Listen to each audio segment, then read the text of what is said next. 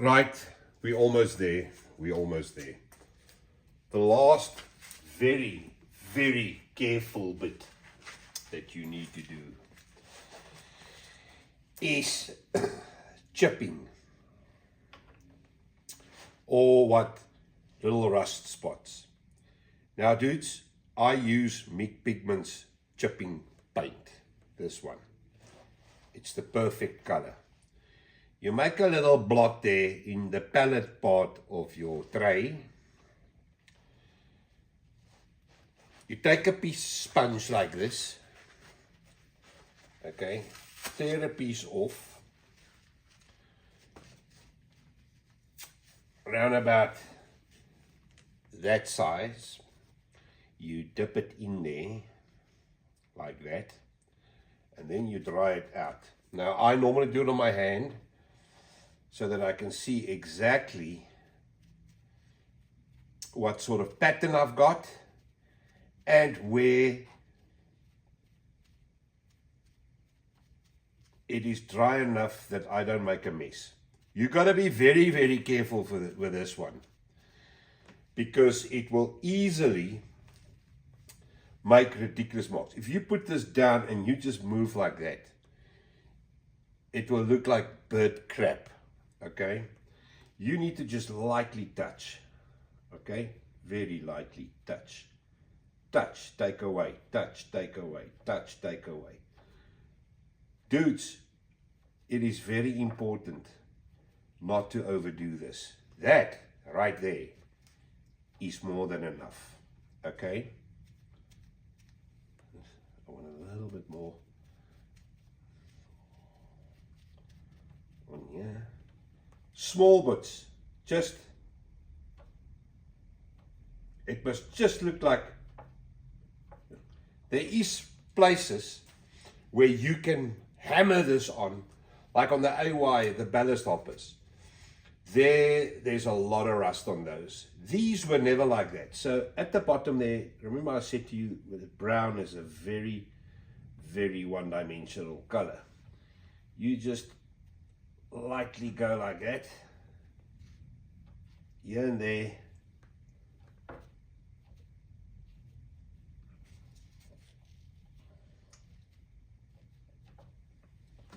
boom, that's that. No more, no more. Slowly step away from the model.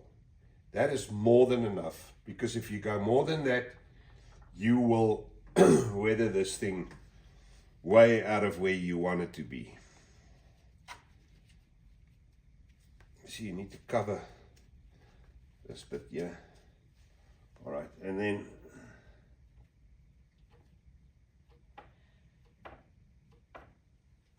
lightly, lightly. If you want to go heavy on a panel, don't. Just don't. Keep it far apart from each other. Use your lighter ones.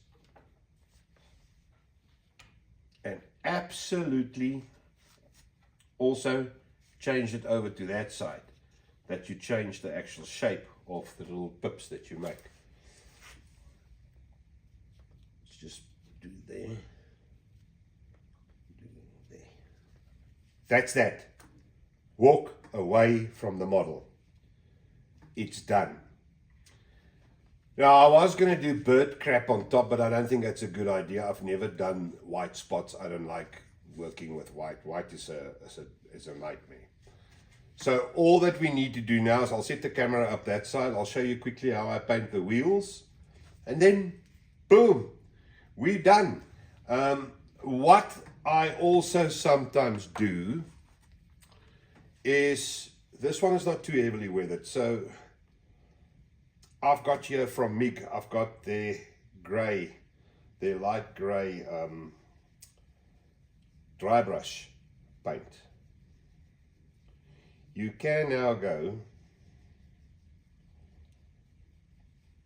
and do the rivets, yeah, because that'll just make them pop. Don't do that, don't do that. There's too much paint on here. Brush it out, there must almost be nothing on here. And you just dry brush the rivets. Look, you can also see how they pop out. Lovely.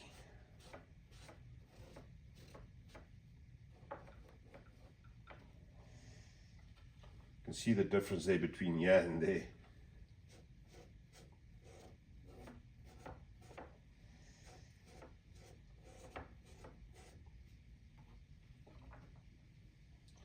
You can also go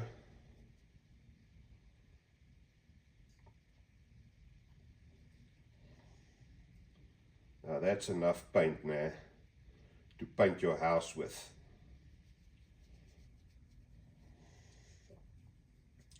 You can also go and lightly around the edges there.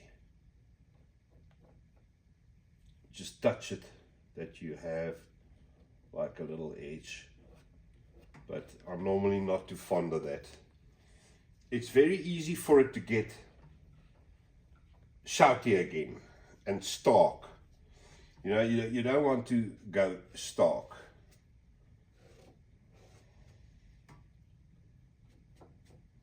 You don't want to go stark.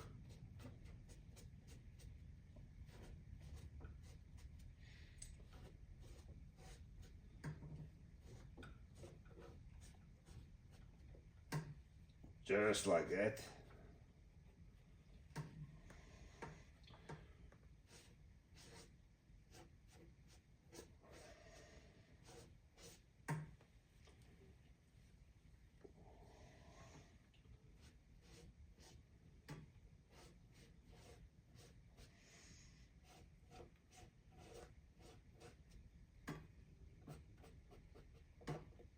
Careful of this stuff.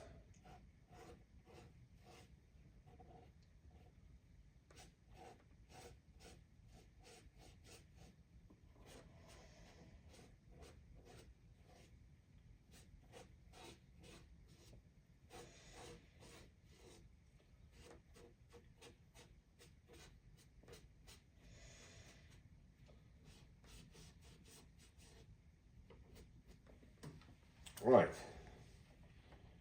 Just for a little bit of detail on the roofs. That you can go, but I don't want to here. Dudes, sometimes, especially with this thing now where you went through it with me, do not get bored while you do this. It's very easy for it to happen. And then you start making shit with like this, you know, and too much dry brushing and stuff like that. Don't go there. Just take it easy on it. This is more than enough. I'm going to set up the camera there and I'll show you how I do the wheels quickly, and then we can call it basically done. Okay.